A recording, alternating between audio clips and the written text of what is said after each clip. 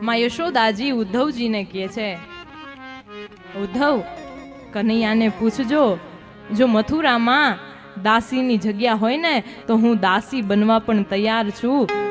જો મને મારા કનૈયાનું મુખ રોજ જોવા મળતું હોય ને તો આ દાસીના સ્થાને રહેવા તૈયાર છું.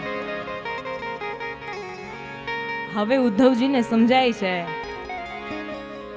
કે માં યશોદાજી દાસી બનવા તૈયાર છે. આ પ્રેમની ચરમસીમા કેટલી હોય, કેટલી હદ સુધી આ પ્રેમની ચરમસીમા હોય ત્યારે માં યશોદાજી કહે છે.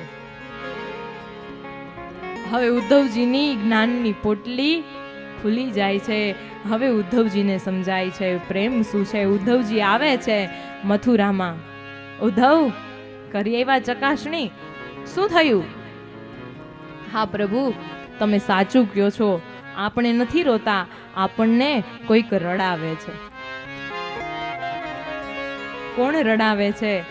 ભગવાન કૃષ્ણને ઈ ગોકુળની ગોપીઓ રોવડાવે છે. માં યશોદાનો ઈ પ્રેમ રોવડાવે છે.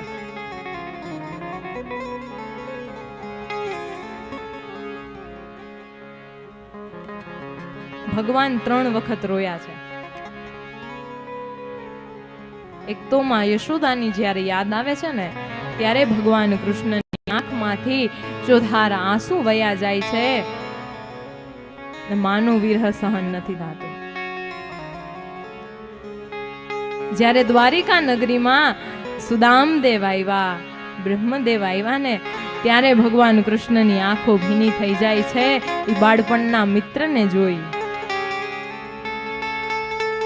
દાદા ભીષ્મ જ્યારે બાણશૈયા ઉપર પોયડા હોય ને ત્યારે ભગવાન કૃષ્ણની આંખમાં આંસુ આવે છે. 3 વખત જ ભગવાન કૃષ્ણ રોયા છે, એમની આંખમાં આંસુ આવ્યા છે.